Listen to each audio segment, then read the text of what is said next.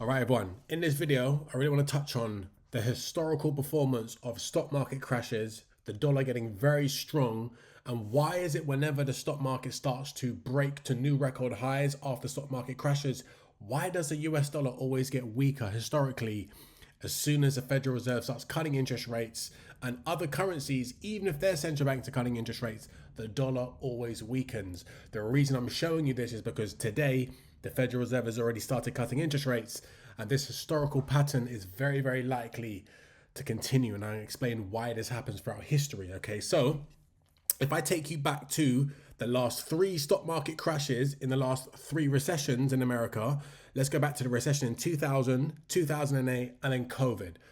Notice the pattern that happens in the currency markets, okay? Now remember, the dollar is the world's reserve currency. So whenever there's stock market crashes all around the world and investors get spooked about some catastrophe that's happening, everyone wants to buy US dollars and own the reserve currency. And they want to buy government bonds and park their money out the stock market somewhere else, which is safe. Government bonds are very safe. You can buy government debt. They're going to repay your money. You're guaranteed to get your money back plus some interest, right? So look what happens throughout history. Notice, okay, let's go back to the year 2000, okay, when the stock market crashed during this period of here. Notice as the stock markets tumbled by 50%, the dollar got extremely strong against the euro, okay? Notice that. But then as soon as the stock market started to rise again, look what happened. The dollar then got extremely weak against the euro, okay? So the euro was getting weaker when the stock markets are crashing. Investors are selling all the international currencies around the world, flocking into US dollars, buying US government bonds, and the dollar gets strong during this market crash. But then as soon as the markets rebound, everyone's for some reason selling US dollars and buying back the currencies that they were selling during the crash. You could see this period happen here against the euro, okay? So the euro strengthens as soon as stock markets start to rise. Then you have over here the market crash in 2008. The same situation plays out. The markets crash 50%, the dollar strengthens against the euro by around 20%, but as soon as the stock markets take off, the euro then strengthens against the dollar by around 20%. Okay, so why does this happen? And it's not just against the euro. We can see the same against, for an example, the Aussie dollar. The same situation played out during that period of time here.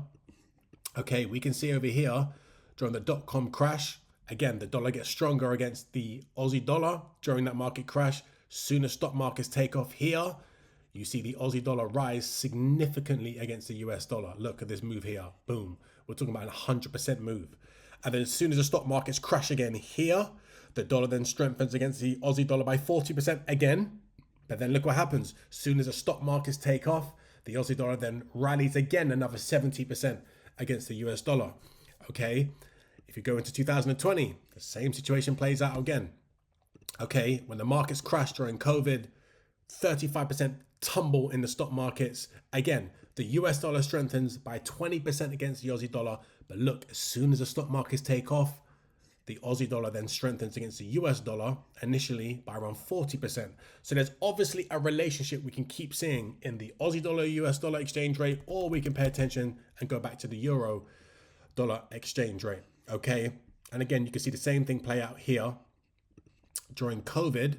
You can see the initial crash for the euro against the dollar here. And then as soon as the stock markets took off, the euro strengthened significantly against the US dollar until the stock markets went down again here. Same thing happened again. Then the dollar started to strengthen. So why is this happening? I'll break it down. It's really easy to understand. When markets crash, investors who have got their money invested all around the world, okay, they flock to the US dollar, as I said. So they're selling international currencies and buying US dollars. Okay, that causes the dollar's demand to go up significantly. That's why you see these big moves in the dollar getting stronger whenever stock market crashes happen, okay? Then, once the stock market crashes come to an end and the investors get confident that they can get back into stocks, and why would they be confident to get back into stocks? Central banks slash interest rates, they usually start printing a lot of money, and when interest rates are low, consumers can start spending again. So the only reason investors go back into the stock market is when they're predicting that the earnings of companies are going to start to rise again because consumer spending is going to pick back up. And it's usually because of lower interest rates and increased liquidity by the central bank. So investors are automatically going back into the stock markets because the consumer is going to start spending. But why do they keep selling the dollar? Well, what you need to understand is the US is what we call a net importer of goods. They import $3 trillion worth of goods into the United States, and they only sell $1.9 trillion to the rest of the world. So if you net the average, the US is selling $1 trillion more abroad to import goods than they're selling. So when investors know the stock markets are going to be going higher because consumer spending is going to be increasing, they understand automatically that the US economy is going to be growing again, and there's going to be $1 trillion going into the rest of the world to buy those imports. Okay, so as a net effect, the dollar becomes a net seller. There's more people selling dollars to buy the imports than people are buying US dollars to buy the exports. So automatically, this flood of money going out of the US to buy these imports is causing the dollar to get sold off. And then investors, when they can get faster returns in the rest of the world in developing markets, they're going to sell US dollars and buy international currencies and go back into the stock markets abroad, okay? Because there's faster growth opportunities outside of the United States.